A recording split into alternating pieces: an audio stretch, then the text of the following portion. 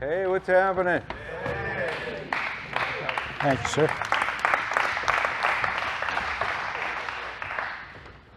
All right, thank you very much for coming out tonight. This is an honor. I met Andy, I feel like a little over a year ago. We chatted for the first time. That's true. There is so many stories and so many things to talk about, but I want to say first, congratulations on the record, Light of Love. This is a project that's, what, 27 years in the making? That is correct. I have a new album. I just have to say thanks so much to all of you for coming out today. Really appreciate it. And thanks to Michael and everybody at LTV for putting this together. And thank you, Harry. It's just so great to see everyone. So thanks. It's September. Can you believe it? That's kind of crazy, right? But yes, I have this new album. We have them out in front if you're interested in one. It's a double CD, 18 songs, 9 songs per disc. And the songs that are on the CD are primarily original songs. Of the 18 songs, 17 are originals. There's a cover of Muddy Waters, You Shook Me, is the last song. Just thought it would be fun to have one cover, and that's a song I always loved. And we kind of did the Jeff Beck version from Jeff Beck's first album, Truth. But the deal is that because of COVID, you know, and it was probably not unlike this in many people's lives, you know, we were sort of forced to think about how to use our time and what we were doing, because you can look at it as a positive. The routine had been broken of our daily lives, so it gave us an opportunity to maybe think about things and do things that we hadn't done previously. So I had all these songs, and I thought this is a perfect time to address what to do with all this music. Like you said, it was from a 27-year period back to 1994 when I put my first home studio together in my house in Seacliff. And then I had made a record in 1999 called Put a Sock in It. And right after that, did a bunch of studio sessions with the intention of putting a studio record out not that long, not 23 years later. And so I did some sessions, and then I did some more sessions, and then took time off, and I ended up going out on the road with Dickie Betts for 10 years, starting in 2005. And I did these Jimi Hendrix tribute tours. And so just for, you know, I can make a long list of excuses why I never put it together. But my excuses were, I ran out of excuses because of COVID. And well, it's a double album. What was the thought process behind that? Because there's a lot of songs on there. What was it hard to kind of, what was your initial process when you went into it? With that look, were you kind of getting rid of songs and paring it down, or? Well, you know, it was more that I just said, you know what, like I have all this music, and there was a series of sessions after my album, 1999, that I did in 2003 and 2004. And the title track of the album, Light of Love, that track, the opening track of the double disc set, is the session from 2003. That's the exact session, the way it was recorded and the way it was done. When we put all this music together for this double disc, I went to a good friend of mine's house, a guy I've been friends with for 45 years named Bob Stander, who is an incredible engineer. And he was able to make all this music, even though it was recorded, some of it in my house, like all these different places, different players. You would never know. It sounds like it's all of a piece, and it all goes together because he's a brilliant engineer. So that's how I looked at it, Harry. I said, I have all these songs that mean a lot to me. And there was a series of sessions in 2003. And then in 2008, I did a 2-day session with my band where all we did was we recorded all day, slept over at the studio, recorded all day. The next day we had 15 tracks, which is a lot of tracks to get. And there's probably 8 of those made this record. But then I thought, well, I have this other stuff too. from before. And those songs, because I did them at home, were just me by myself with a drum machine playing all the instruments. And so then I thought, well, I always wanted real drums on this song that I did to a drum machine in 1994. And so my drummer tonight, Sam Bryan, who's a brilliant drummer, came in and put drums on those tracks. And it was very exciting because it was sort of like going back to like a diary or some, you know, different. Some people like writing journals. So say you discovered a journal of yours from 1994 and 95, and there were things in it, and of course there would be, that still resonate with you today. I'd imagine each song means something different to you now, and you can kind of remember where you were when that song was written and kind of where those experiences, you're right, it is a diary of your life. Right, but because all this time has gone by, my feelings about those things and my reflections on them or how they affect me now are different. Yeah. So perspective, you know, you gain perspective. Every one of the songs was a song that was important to me. I discovered songs that I forgot existed, which was kind of crazy too, because that was part of the process. The first thing was I had to fix all the broken machines. You know, like my digital 8-track machine that everything was recorded on had died a number of times, and we were able to resurrect it. And it worked just long enough to bounce all the music over, and then it died again, and now it's completely dead. So that was kind of a miracle. I'm curious, tell me about the track Have Mercy on Me, because that was with Tommy Shannon, of course, Double Trouble. The rhythm section helped you out with that song. Yes, there is one track on the record that is recorded with Stevie Ray Vaughan's rhythm section, Tommy Shannon on bass, Chris Layton on drums. And so that was kind of a weird one-off happenstance where when Stevie was alive, I got to know him and I interviewed him a few times for guitar magazines, and I got to play with him, and he was a wonderful guy, and so I met the guys in his band at that time. And then he dies this tragic death, so stories were written, and I interviewed Chris Layton and Tommy Shannon about that. And then in '92 they formed Archangel, so I would write stories about that, and then in '95 they did Storyville. So through the '90s I got to know these guys, and then they heard me play and they liked my guitar playing. So by the late '90s they were hiring me to play on sessions with them and do some things with them. So I don't remember what year it was, in 2003 or 4, I was in Austin doing something with them, and we got to the end of the session and the engineer said, you guys are done, you did everything you needed to do, there's a half hour of studio time left. So I just looked at them and I said, can we record one of my songs? And they said, sure, show it to us. I literally showed them the song in 45 seconds. I just said, starts like this, goes like this, goes like this, there's a bridge, goes like this, and it goes back to that, and that's it. We played it once. It's completely live. We went into the control room to listen. Tommy Shannon had his bass. He said there's a couple spots I didn't really play the right thing. I mean, I went over it in 1 minute, and we played it once. So he punched in 3 spots, took 10 minutes.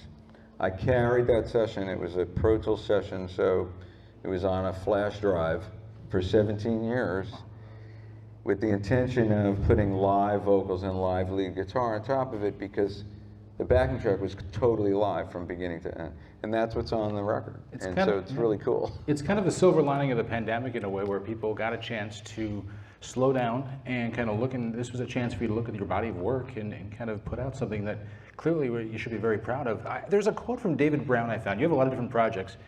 Friends of the Brothers, I know you're doing Lynn's Hula Hut tomorrow, I believe, for a show. That's right. I have a band called Friends of the Brothers. I toured with Dickie Betts of the Allman Brothers for 10 years. And Greg Allman had died, this was about 5 years ago, and then when Butch Trucks died, Alan Paul, who's a good friend of mine, he wrote a book, the authorized biography of the Allman Brothers, called One Way Out. And Alan and I, in 2019, wrote a biography of Stevie Ray Vaughan together called Texas Flood that made the New York Times bestseller list, which was cool. And so Alan and I put a band together called Friends of the Brothers, made up of people like myself that were alumni of someone who played with the Allman Brothers. And we're playing at Lanzhula tomorrow with Friends of the Brothers. But I'm interrupting your quote. What I really want to say is that this quote really says a lot, because it's from David Brown from Rolling Stone. It's on your website. And part of it is that they play the songs as if they'd written them. And this is kind of a theme throughout really your entire career, where, you know, Dickie Betts and you got together once and basically said, hey, play and learn this. And it really started really young for you. You have an amazing mother, by the way. That I was reading about this and hearing his story, how young you were and how you were encouraged at such an early age with art and music. Yes. What was that like? Because obviously the Beatles, I know, were huge, but before then you really had lead belly playing when you were growing up. That's kind of unusual. It's rare. Well, what Harry's talking about, thank you for bringing up my mother. Sadly, she passed away 4 years ago, but it's fun to see where all of this kind of came from. It's really true. Well, she was a musician. She had been a singer and an actress, just like off-Broadway stuff. Her big claim to fame was she was in a production of Where's Charlie with Ray Bolger, who is the Scarecrow in Wizard of Oz. So she did a lot of plays with B. Arthur from Maude, so she was friends with her. And anyhow, her favorite music was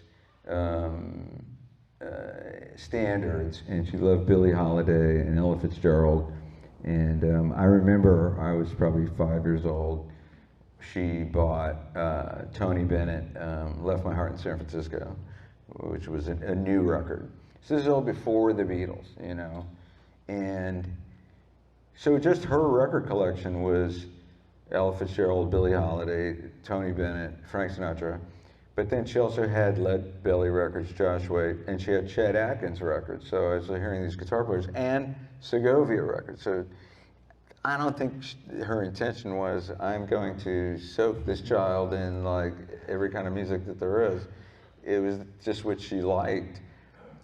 Although she did buy a guitar while she was pregnant with me. So all guitar players talk about, when did you get your first guitar? And for me, the guitar it beat me to the house. So I showed up and the guitar was already there.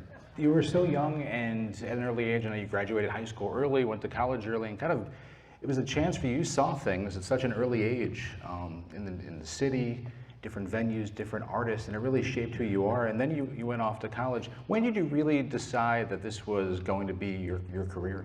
When did I say this was a terrible idea? Pretty much every day for a long time. No, that's not true. I don't know, you know, I don't know what to say about it. You know, all I can say really, the most honest answer is, when I was really young, like my earliest memories, like being 5 years old in kindergarten, I loved art and I just drew all the time. And my teachers and my mother thought, oh, well, he's so into it and he's getting good at it.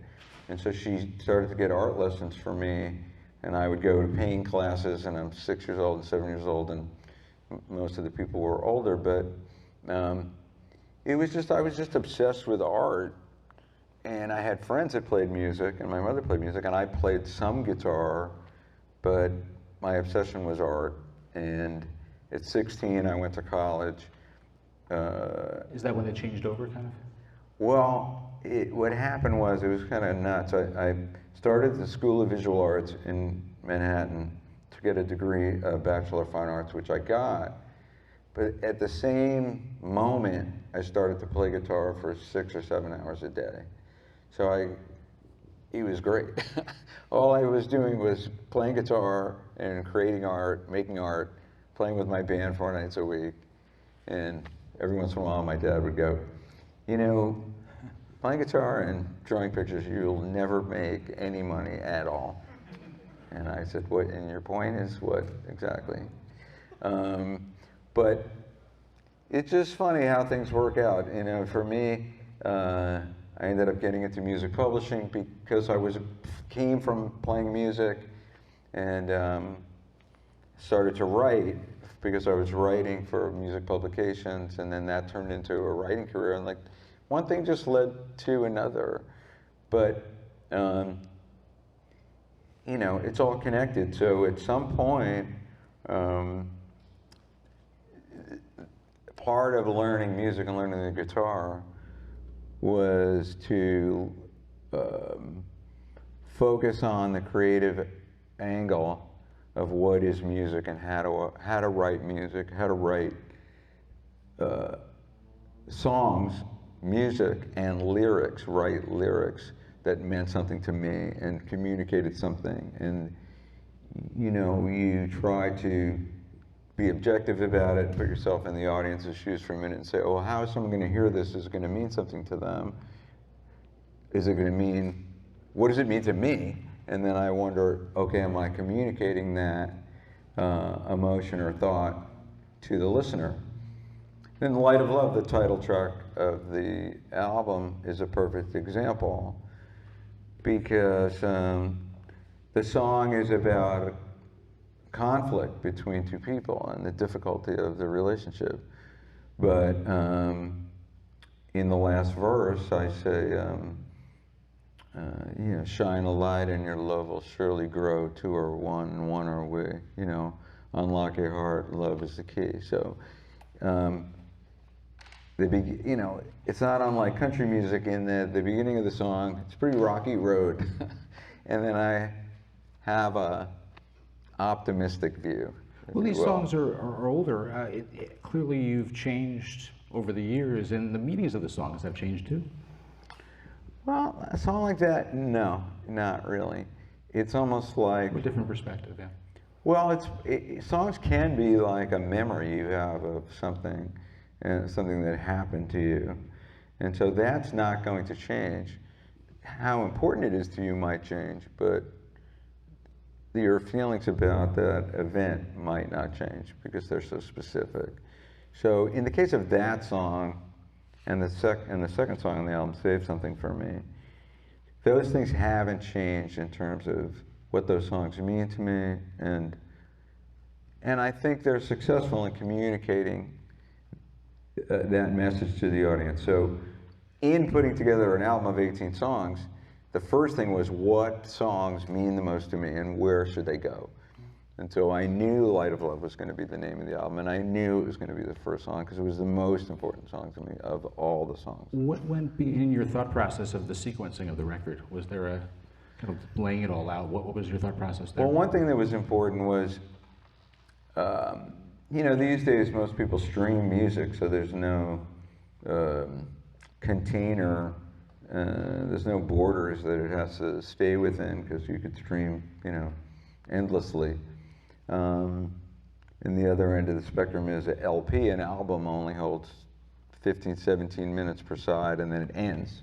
And that's what we grew up with, and you'd have to get up and turn the record over, but get a moment to reflect on what you heard. It's not just streaming endlessly or randomly, you know, like in a random order. Someone thought about the sequencing, this song goes into that song, goes into that song. You know, for me, Beatle records were big for that. So, because I knew I was making CDs, I was thinking, okay, it's contained in a space, so I have to think about how many songs are going to fit. And then I looked at each CD, there's 2 CDs, so I looked at each as its own record. You know, what songs should go together, and then this record, if it was the only thing there was, if there was only one record, it would be good. And then the same thing with disc 2. And the discs are very different from each other. So, you know, disc 1 is more about traditional, to me, traditional pop songwriting and lyrics. And disc 2, there's more instrumentals on disc 2, so it's kind of more about different styles of music and guitar playing. And so, you know, the whole thing together, though, represents that chunk of time, all these songs, different, everything from pop music to jazzier music to heavier rock, Jimi Hendrix influenced music, to Appalachian acoustic string music. A song called Snowbird is like that. which is an instrumental. So, you know, it's, I had to take stock in what I had and then think about, okay, these are going to go here, these are go here, and then try to make each one a nice record on its own. Now that this one is done, have you been, were you writing during the pandemic for some new material? Well, Harry, you know the answer to that because I came here and played the songs for you in front of you. Well, clearly, but are you thinking about another record? That was a setup question right there, indeed. You know. But I commend you for an Oscar-winning performance there, if you didn't know. You didn't write any new songs that you played in this room, did you? It was this room, was it? Yes, it was. No, but are you looking to put together another record? Because coming off this, kind of that was your past in a way, and now you get a chance to look at the future. That's very true. It's sort of fun, you know, because the creative process of putting this record together was so enjoyable, and we had to do a lot. You know, like some of the songs needed nothing; we just mixed them. But some of the songs needed a lot. They needed vocals. They needed new guitars. There was a lot of creativity that went into finishing the record. Everything from Sammy coming to play drums, Mike coming in and keyboards, me adding lots of vocals, having to write lyrics for parts of the songs that didn't have them. And so it created its own little momentum, and I started to write new music like crazy. But it's sort of like anything, you know, like, I'm sure this is true for everyone. If there is some creative endeavor or any kind of endeavor that you want to involve yourself in, sometimes you have to remind yourself constantly, like, I should do this, I should sit down and write, you know, if I write in a journal or if I like to write songs or paint pictures or whatever it might be, you have to say to yourself, hey, you know, you have to give yourself a bit of a kick and say, get to it. So I started to do that. Every time I picked up the guitar after playing for, you know, 15, 20 minutes, I'd say, all right, write something. And so you get better at it. You get some momentum from being in a creative mindset. Well, I'm curious, are you drawing? Are you still doing art? I started to draw because I hurt my finger. Never get a felon infection. I didn't know this existed, but there's something called a felon infection, just like a felon, the same word, F-E-L-O-N. And I was putting up a bamboo fence, and a wire from the fence went into my finger, and I didn't think about it. It didn't even hurt. But then the next day, my finger blew up like a light bulb and was hard, and it hurt unbelievably bad. And I looked it up, and every indication was that's what it was. You know, go to the hospital, that's what it said. And I called the doctor the next day, and she said, go to the hospital. And so they said, we're getting a hand guy, and he said, yeah, it's a felon infection. I have to lance it. Sounds great, right? And it still hurts. It's almost 2 months ago, and I have to wear a Band-Aid. It's getting better. But, you know, I had 4 years of art school in drawing and painting, and I hadn't done anything in 20 years or something. And so I said, my finger hurts, and I can't play guitar. I'm going to start drawing pictures again. So I did.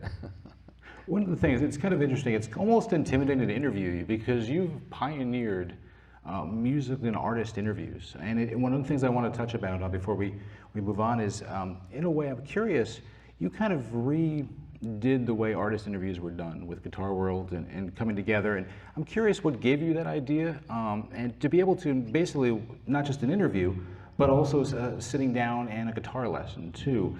What was it like the first time to try that out? Because that's different, and that's taking a lot of the time of the artist too. What gave you that idea, and how did it progress?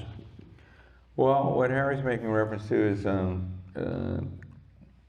1984, I got involved with guitar magazines, and transcriptions are when you write down in music what was played, what you hear on the record, and something that did not exist in the United States at the time, but it was very popular in Japan, were these very, very accurate transcriptions of rock music like Jimi Hendrix, Purple Haze, or Stairway to Heaven, or whatever it might be. In Japan, Japanese guitar players could go buy a piece of, you know, a few pieces of paper, and it would written on the pages exactly accurate what Jimmy Page or Jimi Hendrix played.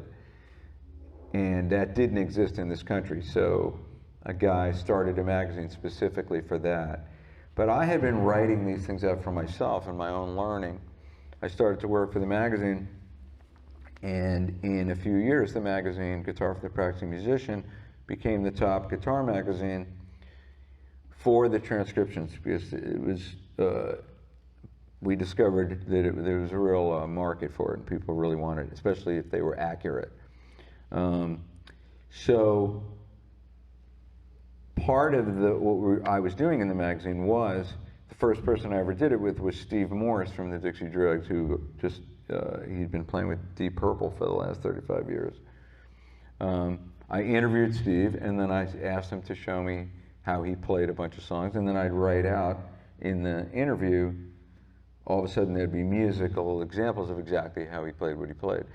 And that was just the beginning, and I ended up doing that with B.B. King and Buddy Guy and Eddie Van Halen and Stevie Ray Vaughan and an endless number of people. Well, it's brilliant because they're doing what they love, and everyone wants to talk about what they love to do, and it's a perfect Well, that was opportunity. for sure, yeah. You know, Brian Setzer was one of the first guys. He had just left the Stray Cats, Long Island's own Brian Setzer, and Brian happens to be an extremely nice guy. And anything I asked him to play, he would play, like that. And I started to feel guilty because I asked him to play so many things and he just would play them.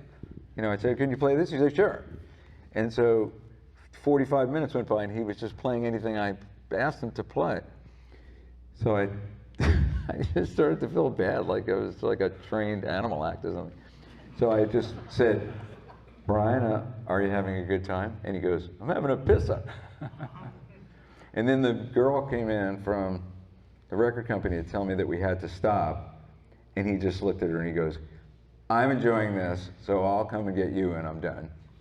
And she left and he looked at me and he went, this is way more fun than talking to USA Today. So I discovered that guitar players did like that. And it was a thrill for me to do it with my heroes, like John McLaughlin or Ritchie Blackmore, and get to sit down with those guys, and it was like the greatest thing ever. It's your own guitar lessons, yeah, from the masters. Before we wrap up, I wanted to touch on the book Texas Flood about Stevie Ray Vaughan, and really impressive, and it seems really, I've heard you speak about it, very personal and very important to you not to, for lack of a better way to describe it, screw it up in a way. This is something really personal for the family. I'm saving that for as soon as we start playing. With Jimmy Vaughan, the family, they really trusted you to make sure that you know, the correct story got told. That's a lot of pressure. How long did it take to do the book? Just a kind of a quick recap before, because we have to do the wrap up.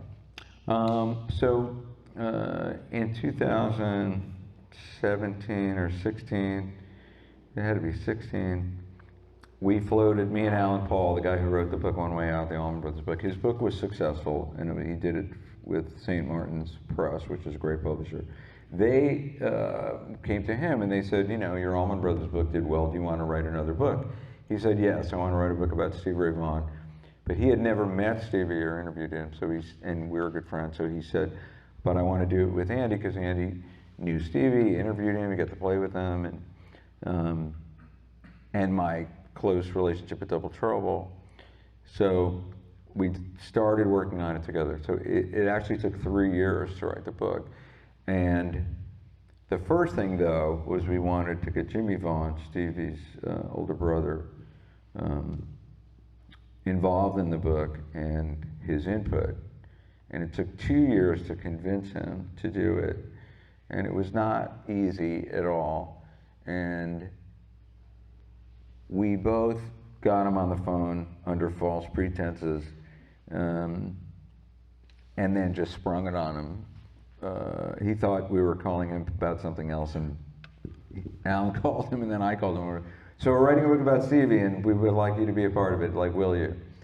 And he said, well, I don't know, and he didn't want to do it. And I'm not exaggerating, it took 2 years. And then we were in Austin, arranging interviews with different people, and I had Jimmy's cell phone number for years, And I don't want to be a drag, you know, I called him once when we first got to Austin, and then I sent him one text like a day later. And that was our last day, we were leaving, so I sent him a text to say it was our last day. And he called me immediately, and he just started screaming over the phone. He was very, very emotional about that. His point was, people think that I could just talk about my brother, and just, yeah, let's talk about your brother that died. And he said, for me, he said, I thought the day would come where I would be at peace with this, and now I know that day is never coming. And he was very, very, I mean, I'm not joking, I was holding the phone like they were screaming at me. And I'm thinking, like, what could I say, you know? Because you can't say, oh, hey man, you know, like, you know, anything that sounds patronizing. So when he stopped screaming, I said, listen, Jimmy, and he knew all the pieces I wrote about Stevie, and I interviewed him over the years too. I said, listen, Jimmy, I've interviewed you about Stevie, I've interviewed Stevie about you, I interviewed you both together, which turned out to be the only interview they ever did together when they made their album Family Style together. I said, I interviewed the two of you together about each other, and I feel like I know the nature of your relationship, and if we write the book the way I intend to write the book, that's the story that's going to get told about the true nature of your relationship, that the two of you loved each other. Because there's a lot of, you know, you'll find this with Greg and Dwayne Allman, or Johnny and Edgar Winter, you know, just brother stuff where there were periods of time they didn't get along. And there was a lot of that with Stevie and Jimmy. And Jimmy felt like the die had been cast and that people had already made up their minds that Jimmy was a bad brother, like all negatives, all negatives. And that's why I said, Jimmy, I know the true nature of your relationship with your brother, and you two, you loved each other, and that's a story that needs to be told. And all the other stuff is going to get put in its proper perspective. And he said, thank you. And there was a guitar player named Danny Freeman, who just passed away, who was very close with both of them. And in a conversation that was not about the book, it was just a conversation, he said, there are no two people that Stevie and Jimmy loved more than each other. And I said, well, I'm putting that in the book, if you don't mind. And he said, yeah, that's fine. Is there, last time we talked, you mentioned there was a chance of a documentary, maybe even a film. Oh, yes.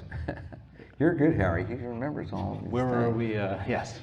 Any news? Yes. Or anything? Richard Linklater is working on a documentary right now, which is pretty cool. So he licensed the book for that. And a prominent Hollywood actress, who I can't mention her name, who's from Texas, she optioned the book for 2 years for a feature film, and then COVID happened, so the 2 years went by rather quickly, and so she just re-upped her 2-year option. And so we have our fingers crossed, really hoping that makes a movie from this book. She would be a perfect person to do it. She's close friends with Jimmy Vaughan, so. Would you do another book? Or is there something you're interested in maybe? I started working on another book from all my crazy experiences. You know, being on the road with Tiki Betts and getting to hang out with Willie Nelson and Keith Richards and Ronnie Wood and just a whole variety of people. So for the time being, that book is called The World on a String, and the idea is the cover of the book would be like a vertical guitar neck and a string hanging down and the world tied in the guitar string. A little bit corny, but whatever. And